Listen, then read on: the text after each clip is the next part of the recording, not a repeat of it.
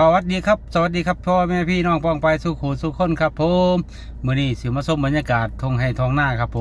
มฝนก็ตกลงมาได้รอบหนึงครับรอบต่อไปก็สิตกอีกครับผมพี่น้องทางพี่น้องกับปานหน้าอยู่ครับผมนี่ทางผมกับมาแลกโทรศัพท์ห่างอยู่โอ้แม่บ้านเพิ่นลงไปแล้วไปทางไหนแล้วพุ่นลงไปพุ่นเสือสีน้ำเงินพุ่นไปคุยกับลูกค้าอยู่ครับผมว่าสิได้จักเครื่องที่แน่ๆว่ามี2-3เครื่องนี่แหละแต่ว่าเป็นไอโฟนมาสันโอ้ยเนาะ Oppo Vivo ไปซ้ายเรียวมี่ไปใส่ครับผมมาเด้อนะมูมานะครับผมอ่ะอีหยังก็รับซื้อคือเก่าครับแลกก็แลกซื้อก็ซื้อครับผม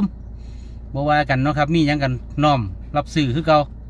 พี่น้องอยากได้หยังก็จัดไปจัดอย่างเดียวครับผมโบลูว่าราคาขึ้นราคาลงบ่ดูเลยครับจัดให้อย่างเดียวครับ